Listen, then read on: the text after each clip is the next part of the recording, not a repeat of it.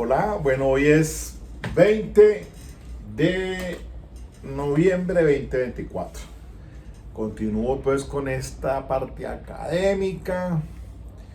Permítame cuadro cámara. Esto pues aquí a mí no me da tiempo como para ponerme a editar y cosas de esas, así que me disculpan. Hoy pues tengo algo particular. Bueno, ayer esta semana comencé hablando pues del tema de los errores de hecho, del falso juicio de existencia, el falso juicio de identidad y el falso raciocinio, que eso fue el capítulo de ayer, haciéndoles ver a ustedes pues que los jueces se equivocan en esas decisiones si no tienen en cuenta este criterio epistemológico que ha establecido la Corte Suprema de Justicia en decisiones reiteradas. No vuelvo otra vez y cito aquí estas dos por lo menos a la mano, las que tengo, que siempre es el caso del sacerdote y el caso de Saudiel Orlando López, estándar de prueba y el sistema de confrontación y el principio de razón suficiente, el principio de suficiencia. Ayer explicaba y creo que lograron entender entonces el tema de cuándo se da un error. Cuando hay un error de hecho en relación con el falso raciocinio por el tema de la lógica, ¿no? Porque son las ciencias, la lógica y las reglas de la experiencia. Entonces me ubiqué en el tema de la lógica para explicar esto, pues el de no contradicción, el del tercero excluido, etcétera, todos esos temas de la lógica. Entonces la razón de ser de las cosas. Entonces que las decisiones del juez, es decir, si no opta por la hipótesis del fiscal, si no opta por la de la defensa, para llegar al principio, al indubio pro reo, pues entonces él también tiene que dar una razón fundamentada en el principio, ya conocido, de suficiencia, para decir, bueno, pues, ¿cuál de las hipótesis planteadas son las que califican? Si la del fiscal o la de la defensa. Y si ninguna de las dos, entonces, ¿por qué o puedo llegar a una tercera? O porque impone el principio de presunción de inocencia indubio pro reo. Bien, hoy como yo hice la capacitación el mes pasado, octubre del 21 al 25, estuve con unos docentes, una academia que existe en Medellín. Ya ustedes les he comentado por acá, pues ya, permítanme de una vez aquí para dar la referencia más específica: letrados, porque aquí letrados, estudios jurídicos, ¿no? Este fue supremamente importante y voy a empezar a socializarlo porque considero que es vital que ustedes también lo sepan, el tema del contrainterrogatorio, ahí. Pero hoy entonces me voy a detener en la nota de si hacemos una teoría del caso o no la hacemos. Pues aquí estaba, pues estoy recapitulando otra vez. La sesión del 21 de octubre fue expuesta por un doctor Andrés Arteaga, supremamente interesante. Todos los docentes que tuve la oportunidad de escucharlos son personas con muy altos estudios calificados o docentes, y creo que la tienen perfectamente clara. Y entonces aquí ahora voy a exponer esto porque dentro de las cosas que se trató en esa horita, porque cada noche era de 6 a 10 de la noche, entonces en 2 sesiones. Voy a arrancar con la primera sesión del doctor Andrés Arteaga sobre los hechos soportados con mi teoría del caso. Ya el fiscal tiene pues el imperativo de presentar una teoría del caso, sí o sí, mientras que la defensa no está obligada. Entonces la pregunta que lanzamos es: ¿hago o no hago una teoría del caso? Y yo les pongo el disco de Jarabe de Palo. Depende. El depende. Si es blanco, es negro. Si es 1 más 1 es 2, depende. Entonces, claro, es básicamente, jocosamente lo digo, pues obviamente que eso depende. Depende si usted tiene una teoría del caso que la presente como defensor antes del juicio oral y está seguro que la va a demostrar, hágalo.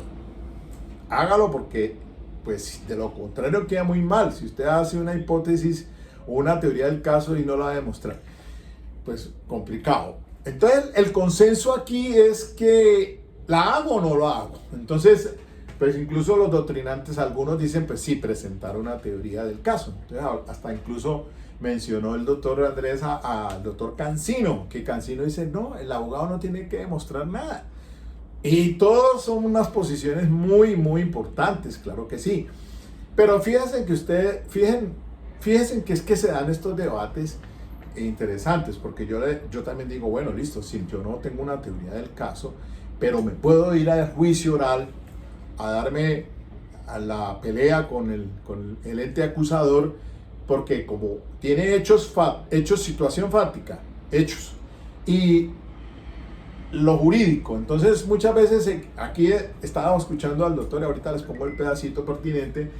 Se equivocan, el fiscal muchas veces dice unos hechos jurídicamente relevantes y me resulta que eso era un hurto o una receptación y la tienen confusa en la tipicidad incluso. Entonces ahí puede uno dar la pelea en el juicio oral, es decir, tratar de con el tema de prueba, que el debate probatorio de los testigos de la fiscalía, pues atacarlos en el contraexamen. Y entonces, como debemos tener un conocimiento del caso. Estas son las recomendaciones. Debemos tener conocimiento del caso, pleno del caso. Tenemos que tener conocimiento de la ley, doctrina y jurisprudencia. Debemos tener conocimiento del derecho procesal.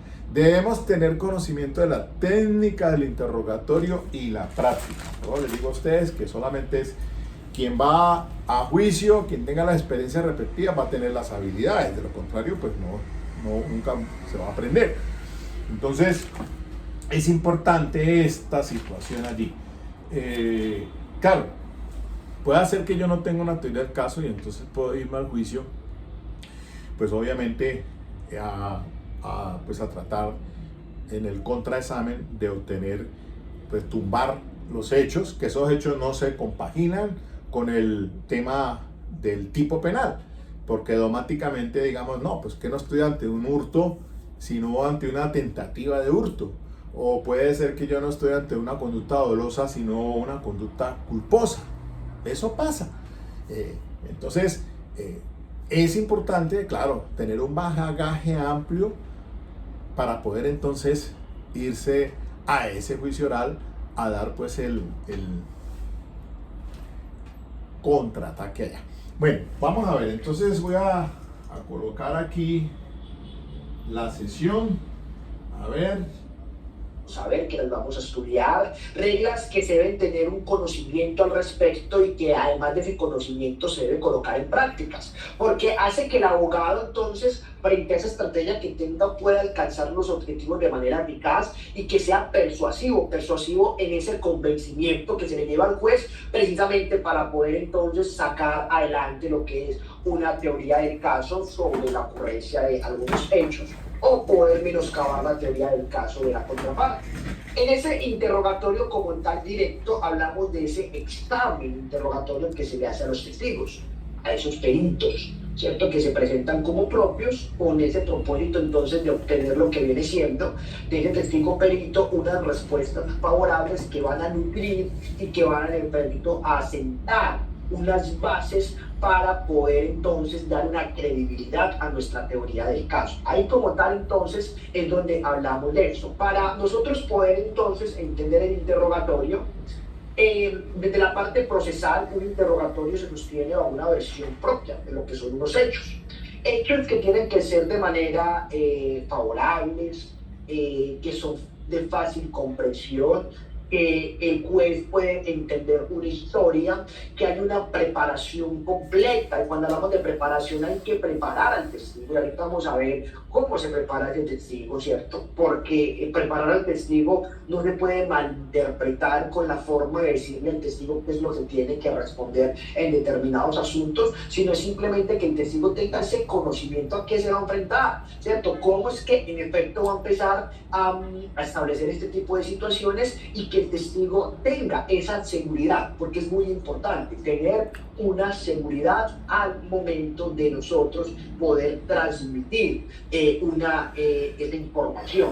Sucede mucho, ¿cierto? Nosotros normalmente siempre hemos dicho que como abogados, afortunadamente lo que necesitamos es un problema ajeno para nosotros poder tener trabajo, pero el problema es, perdón el pleonasmo, cuando el asunto en discordia, el problema es mío. Entonces nótese que ahí se van a empezar a jugar un montón de sentimientos. Muchas veces el testigo o el procesado, ¿cierto? El acusado para este momento va a tener que declarar en su juicio. El testigo puede tener unos sentimientos con respecto de lo que está pasando. Y entonces ahí el tema de la seguridad empieza a menoscabar. El tema de la seguridad no empieza a ser tan claro, no empieza a ser tan persuasivo, no empieza a ser tan contundente y posiblemente ese testigo no está mintiendo, sino que muchas veces, y ahí es donde se habla de este tipo de situaciones, porque muchas veces no necesariamente se miente, pero al no mentirse, pues tampoco se puede transmitir como tal esa información que se tiene de manera clara, precisa y ahora. ¿Qué se necesita entonces para interrogar? Lo primero es preparación, ¿cierto? Preparación como tal. Y cuando hablamos de esta preparación, vamos a empezar a analizarlo de que los abogados normalmente no, yo sé que muchas veces puede pasar, ¿sí? Quizás a todos nos puede ocurrir, pero yo trato en lo sucesivo de que una audiencia, y no se me pasa, ni menos una audiencia de juicio oral. Es decir, yo tengo presente, o por lo menos intento en la oficina, ¿cierto? Con los practicantes, los asistentes, con los demás colegas, los abogados, de tener muy claro, planificado lo que son las audiencias, de cuándo tenemos juicio oral, porque eso requiere una preparación.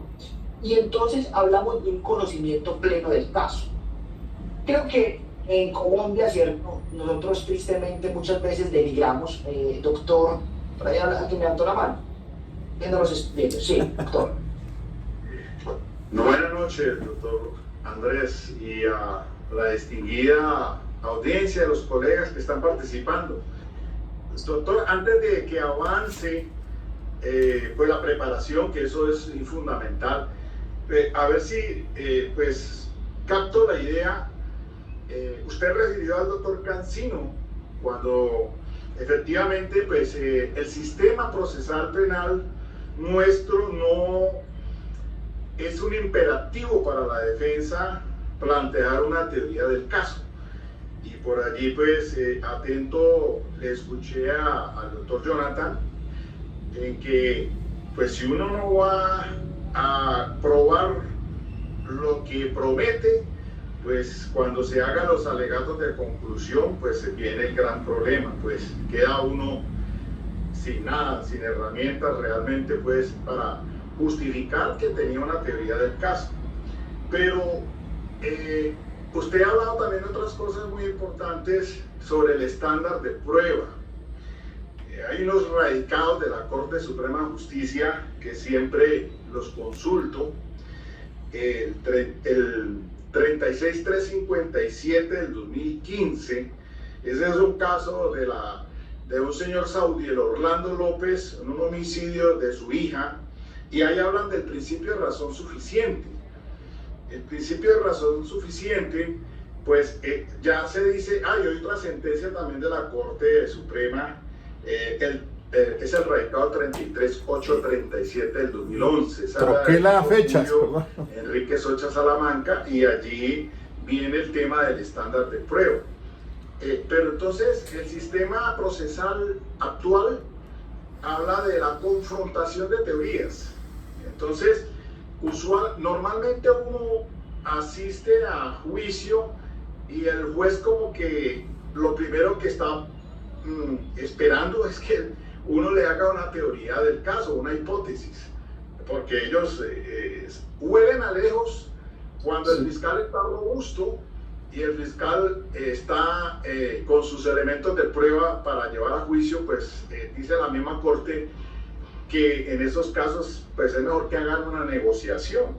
Por esa razón de pronto ahorita el doctor Chaverra, presidente de la Corte, pues le está dando luz verde a ese proyecto para los delitos de los menores, se les conceda esa rebaja a efectos de evitar que se vayan a juicio, porque es que lamentablemente el sistema judicial está caótico, los jueces no saben qué hacer realmente con esa carga de trabajo que tienen, y en estos momentos, por ejemplo, lo puedo decir honestamente, en un caso de feminicidio que estoy llevando, agravado, tentado, cuando la hipótesis de la fiscalía es por la violencia del contexto de género.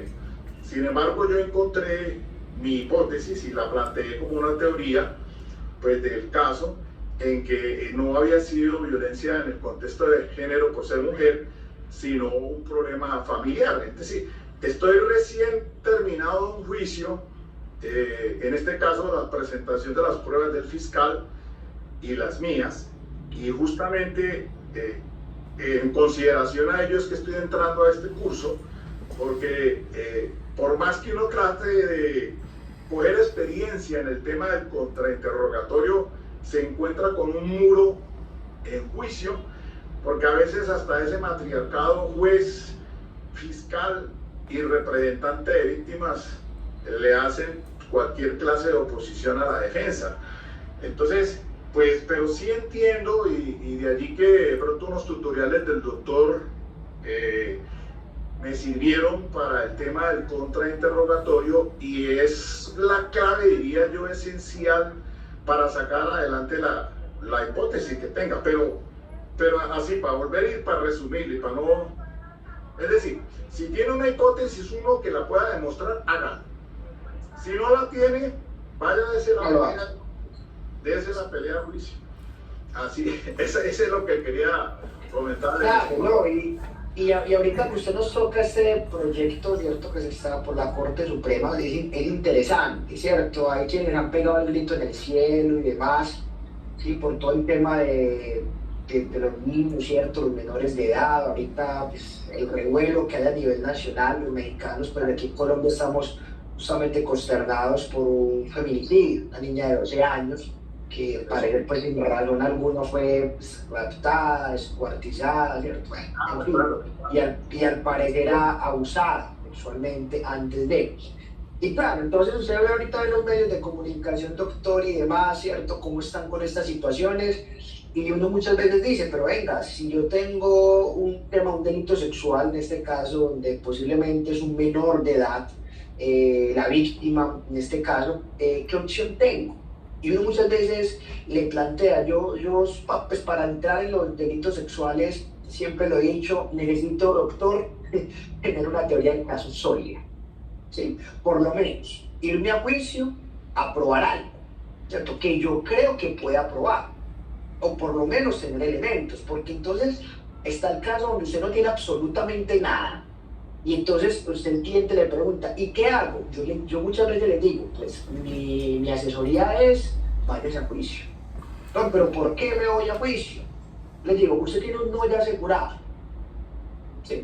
Y si usted acepta cargos en estos momentos, pues no va a tener ninguna rebaja, váyase a juicio. Y no es necesariamente para que me contraten, ni siquiera se puede ir con un abogado a la Defensoría Pública, porque muchas veces, si el caso yo sé lo que tengo probabilidades, yo entro, ¿cierto? Si no, pues es muy difícil.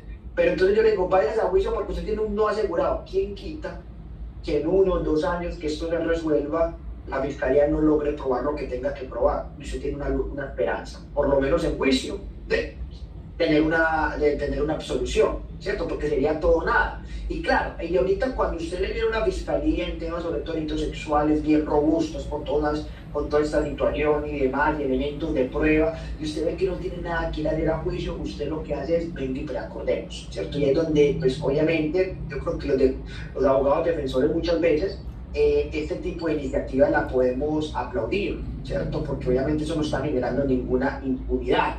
Sin embargo, ahorita con todo el populismo punitivo, con todo lo que se viene, con todo lo que se está hablando, esperemos a ver cómo serán las cosas. Pero es bastante interesante el tema. Y lo que usted nos dice, doctor, sobre el tema de la confrontación de las teorías y esta situación, pues es interesante, ¿cierto? Pero también es saber que no necesariamente y siempre la defensa está en condiciones de tener una teoría del caso paralelo. ¿sí? Y esa teoría del caso paralela no siempre tiene que ser una camisa de fuerza que se tenga que aplicar. Y claro, el juez, claro, como usted, y es que también pongámonos en la contraparte, ¿cierto? Yo siempre he dicho, nunca nos olvidemos que el juez también es persona. Y entonces cuando usted viene y le cuentan una historia, pero usted frente a esa historia no encuentra ninguna oposición, sino que casi que todo lo que se dice se cree, porque entonces también se entra en la mala práctica de la prueba que no se impugna credibilidad, donde en efecto hay testigos que no, bueno, porque también hay que decirlo, hay fiscales que van con un testigo y que todas las preguntas que le hacen son acertadas y el testigo de manera espontánea relata todo. Entonces también usted ahí que ataca.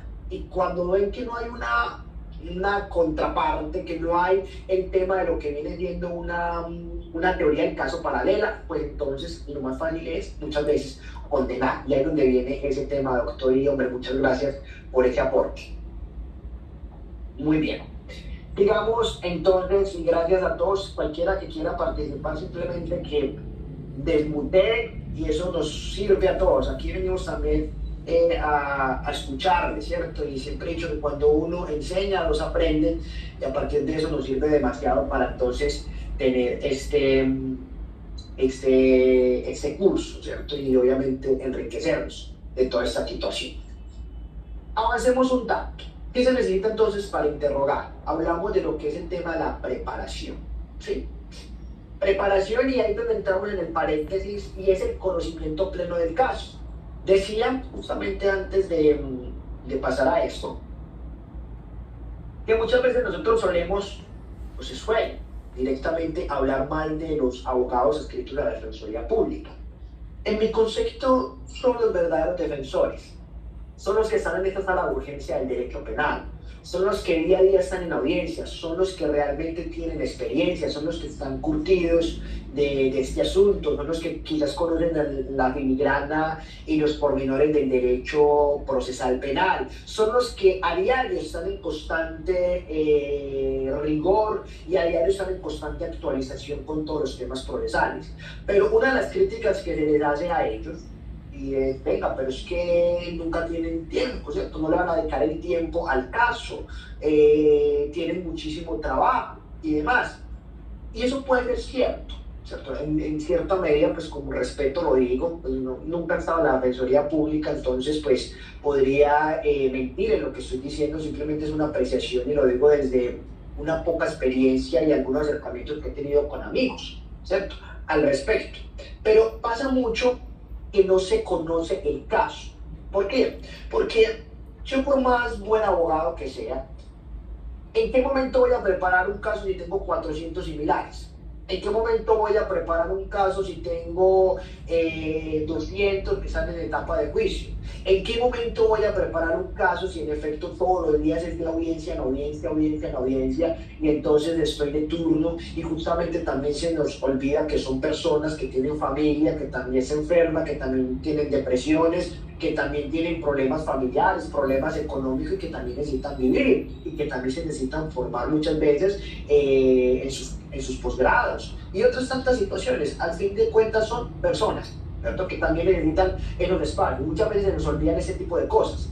Y a partir de eso, entonces, es donde cuando usted va a interrogar, se necesita el conocimiento pleno del caso. También pasa con los fiscales que yo tristemente lo tengo que decir y lo digo con mucho respeto, porque siempre he dicho duro con el argumento suave con las personas, pero la mayoría de personas que trabajan en la rama judicial, la mayoría de fiscales son pacientes psiquiátricos. Y esto nos prende una alarma donde justamente el estrés, la carga laboral, aquí en Colombia ya hemos tenido un caso reciente donde fiscales se han suicidado, ¿sí? Y entonces uno se pregunta en qué momento, ¿cierto?, ellos tienen para tener ese pleno conocimiento del caso. Eso no es una regla universal, no es una regla general, y a partir de eso, pues obviamente hay fiscales, hay defensores adscritos a la Defensoría Pública, que no es alguno por allá de los que está acá me va a decir, doctor, pero es que yo soy fiscal, o yo trabajo en la fiscalía, yo soy defensor público, y yo sí preparaba muy bien mis casos, fiscal. Pero eso estamos claros que hay excepciones, pero a lo que yo voy no es un tema de muchas veces negligencia, ni no es un tema de carga laboral. Es que también me pongo a pensar, yo soy docente y ahí te les digo, pues Yo por más que quiera preparar una clase, yo tengo 15 cursos, ¿en qué momento los voy a preparar? ¿En qué momento voy a leer los talleres? ¿En qué momento voy a leer su trabajo? No tendría el tiempo como tal. Entonces, eso es lo primero que nosotros... Eso es muy cierto. Claro, la Defensoría Pública, en estos días me encontré a un compañero y dice, no, yo sinceramente a la persona, al usuario, si el caso tiene forma de irse a presentar una defensa a juicio, bien. Y si no, mejor vamos a hablar con el fiscal a ver si se degrada la conducta para obtener un beneficio, de una participación de autoría a una complicidad, y entonces se rebaja a la mitad, y así suele pasar muchas veces que se obtienen. Por eso estamos ante una justicia premial, entonces a veces es mejor consensuar con el fiscal. Si el caso está muy robusto, lo dice la misma sentencia de la Corte que les mostré ahorita, la 36357 del 2011 de Julio Enrique Socha Salamanca. Pues si está muy robusto, pues ¿para qué se va a ir a juicio de pronto allá a irse de pesca? No, esa vaina al albur, no.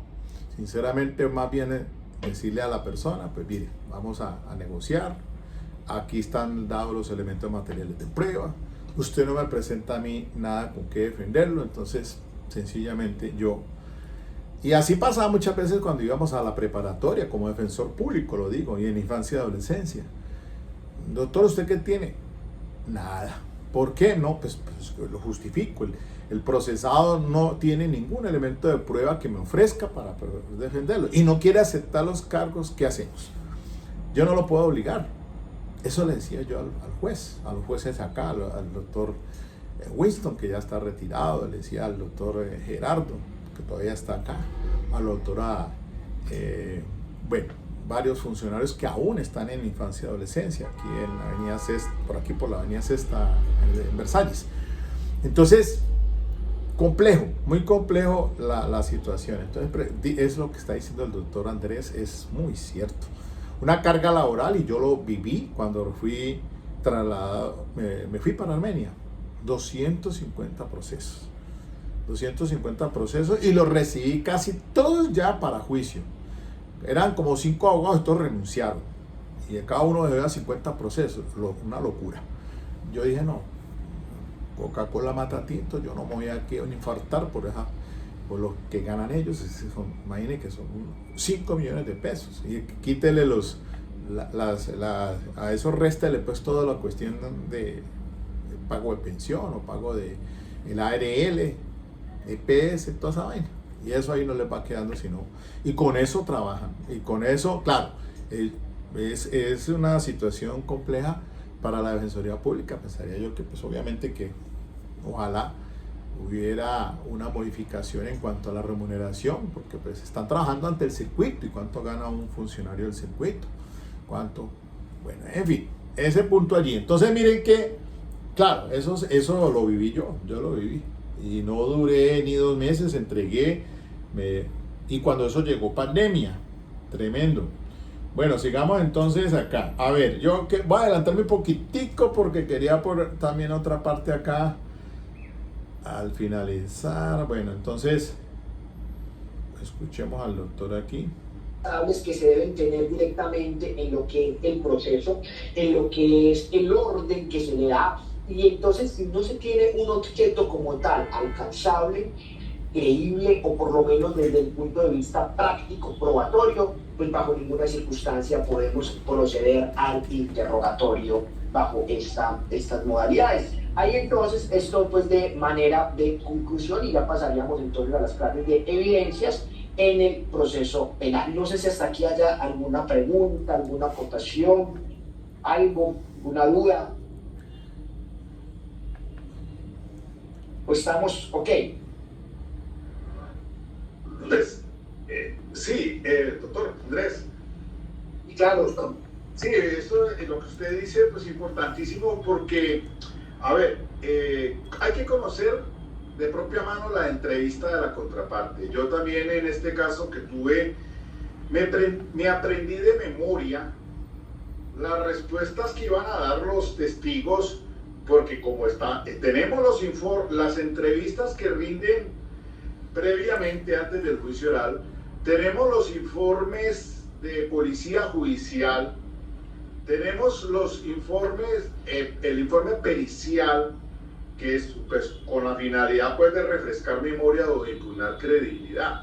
Pero yo creo que lo mejor es hacer un simulacro antes de, o sea, responderse uno mismo lo que de pronto le va a preguntar el fiscal y lo que le va a decir el testigo, y así mismo entonces diría yo que es buen ejercicio el que usted está recomendando de la preparación de las preguntas ya en el contraexamen, de lo que pueda usted refutar ese testigo, sí. Pero fíjate que hay una cosa, dos testigos me entraron allí, conocedores de los hechos, pero uno le hice la pregunta abierta en el contraexamen, pero yo sabía que me iba a responder, entonces por eso lo hice, ¿no? Porque es que la pregunta que uno menos se debe hacer es la pregunta abierta en el contraexamen, porque pues, siempre son preguntas cerradas, porque uno no sabe qué le va a salir. Sin embargo, si una respuesta que le va a dar, pues se la puede hacer.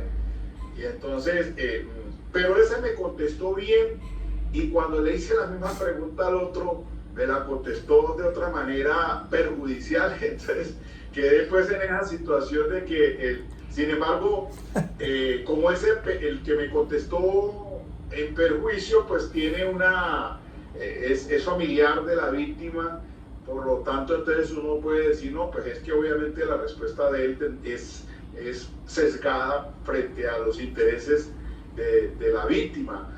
Entonces, pero sí el otro al menos me contestó lo que yo quería que me dijera para después confrontarlo. Entonces, claro, siempre es el gran problema en el contraexamen, es ir a tirarle una pregunta abierta que de pronto se le viene y lo friega, porque entonces se hace el araquiri allí, ¿no?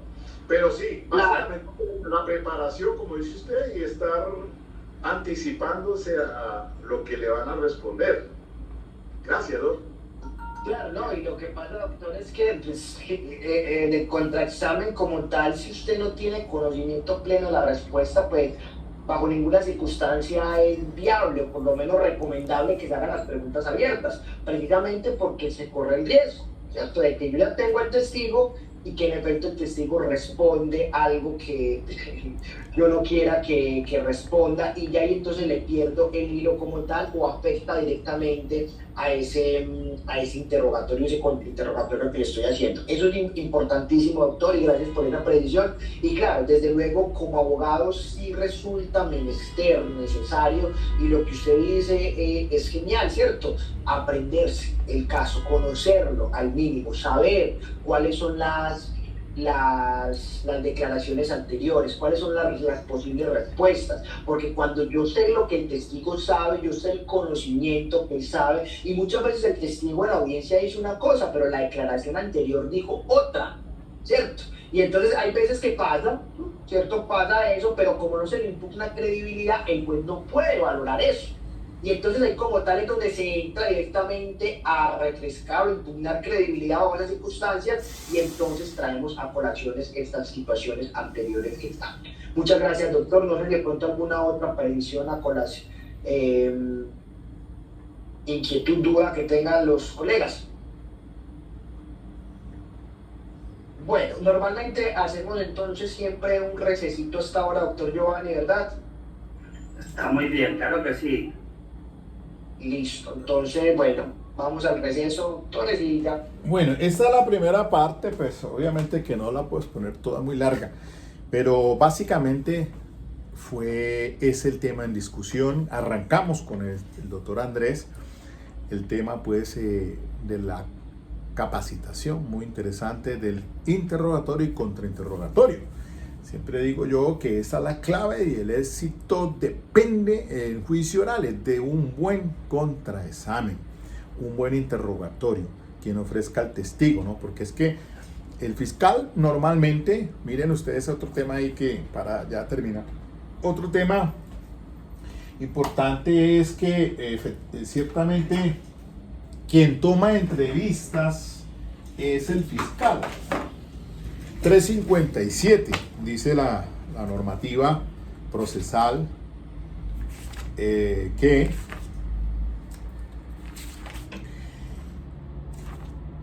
durante la audiencia, 347, el 347 señala procedimientos para exposiciones. Cualquiera de las partes podrá aducir al proceso exposiciones, es decir, declaraciones juradas de cualquiera de los testigos llamados a juicio a efectos de impugnar su credibilidad. La Fiscalía General de la Nación podrá tomar exposiciones de los potenciales testigos que hubiera entrevistado de policía judicial, con el mismo valor anotado en el inciso anterior, si a juicio del fiscal que adelanta la investigación resultare conveniente para la preparación del juicio oral. Las afirmaciones hechas en las exposiciones para hacerse valer en el juicio como impugnación deberán ser leídas durante el contrainterrogatorio. No obstante, la información contenida en ellas no puede tomarse como una prueba por no haber sido practicada con sujeción al contrainterrogatorio de las partes. La Corte por ahí dice que para no revictimizar a los menores puede suceder que se tomen esas primeras entrevistas a través del juez de control de garantías para que pueda la defensa ejercer el derecho de contradicción. Eso pues es una solución frente a algunas conductas punibles también. Entonces, tratar de obtener la fiscalía ex ante de llegar al juicio oral, ese tipo es permitido y es válido en el sistema. Entonces, ya que se deban repetir en el juicio oral, pues bajo otras circunstancias. Por ejemplo, diga usted, por ejemplo, para evitar que una prueba, para que se utilice una prueba de referencia, se murió el testigo, y entonces llegó usted al juicio oral y digo, no, entonces usted en la audiencia de acusación dice, es que va a hacer valer como prueba de referencia la declaración del policía judicial que tomó la entrevista del que se murió, 438, por alguna de las situaciones allí y de eventos similares. Entonces, para evitar eso, porque es una prueba de acuerdo con el 381, no se puede condenar únicamente con pruebas de referencia, tiene un valor menguado, una tarifa legal negativa en el sistema de prueba, de estándar de prueba. Luego, entonces, la Corte Suprema en algunas decisiones, sobre todo en delitos sexuales, pues aconseja para evitar la revictimización del menor que se hiciera ya ante el juez de garantías. Entonces, ¿qué es lo que pasa? La Fiscalía toma sus entrevistas para o bien refrescar memoria o impugnar credibilidad, porque cuando se sienta el testigo de pronto, como lo pude comprobar ahora en este caso que tuve, pues siempre hay que sentar las bases y ahí se traban en problemas para sentar las bases a efectos de que refresque memoria al testigo para poder que recuerde algo que dejó allí en esa entrevista anterior, que le fue descubierta a la defensa. Y para impugnar credibilidad lo mismo, sentar las bases para poder impugnar la credibilidad. Eso sí que cuesta trabajo. Entonces, la Fiscalía toma esas entrevistas de los potenciales testigos que va a llevar allá. Además, porque suele pasar que de pronto el testigo al fiscal se le eche para atrás. Entonces, para esa situación, entonces viene la figura del testimonio adjunto. Una elongación de lo que, si el testigo se vuelve hostil, diga usted, entonces también allí el fiscal debe hacer valer esa entrevista para poder entonces darle potencialidad probatoria, porque de lo contrario pues se va a quedar corto. Entonces, ¿pero qué pasa? Si es la defensa, entonces ahí entramos en esa discusión, si es la defensa la que debe o no descubrir esas entrevistas, pues entonces también eso allí, pues obviamente que la defensa debe descubrir cuando le dicen que en la acusación puede ser, la primera fase que suele pasar en la acusación es que el fiscal le diga al juez, señor juez, preguntémosle a la defensa si va a descubrir algunos elementos materiales de prueba. No, yo lo voy a dejar para la preparatoria, porque es que a la preparatoria es que tiene que descubrir la defensa. Entonces, si puede hacer que le entregue esas entrevistas, si las ha tomado y si las va a utilizar en el juicio oral. Entonces venía la discusión, pero es que yo para qué le voy a pasar esas entrevistas al fiscal para que él me impugne. Pues bajo el principio de lealtad, pues podríamos decir que, pues como así, pero no, es decir, yo pienso que ser leal, el principio de lealtad y objetividad, pues es obviamente que si tomó entrevistas o de potenciales testigos que va a llevar a juicio oral, pues debe hacer obviamente por lo menos entrega de ellas en la preparatoria, al igual que lo hizo el descubrimiento la fiscalía, porque esto se trata de un principio de igualdad de armas. Entonces, bueno, listo, váyase entonces al juicio oral y usted ya está firme con su testigo. Y como lo puedan preguntar es de manera directa, entonces ya no es en el cruzado, sino que usted tiene que ofreció ese testigo, entonces es más sencillo, menos problemático, diría, que usted pueda hacerle preguntas de diga cómo, cuándo y dónde, y lo va llevando así, y como lo estaba explicando el doctor Andrés, sentar al testigo y decirle, vení, usted allá en ese juicio lo van a contrainterrogar el fiscal. Esté preparado para ello. Entonces, usted va a hacer yo le voy a hacer unas preguntas muy sencillas y usted va a responderlo. Todo, pues obviamente bajo la condición de que son respuestas verídicas. Ya no me va usted a poner a decir algo porque le van a tomar bajo la gravedad del juramento. Y si usted falta la verdad, pues se le compulsan copias por un falso testimonio. Entonces, diga lo que usted le conste que ha tenido conocimiento directo y personal, tal como lo establece el artículo 402. Entonces usted tiene conocimiento directo de esto, entonces bueno, listo. Mire que me pasó en este caso, porque yo llevé el trabajador social y entonces él tenía conocimiento directo respecto de la atención, de por qué llegó esa persona ya a la clínica a hacerse atender de una herida en la mano. Y además había dicho esta persona, el acusado, que había sido pues atacado por su pareja con un cuchillo, un arma cortopunzante, y que le atravesó la mano. El trabajador social dejó consignado eso.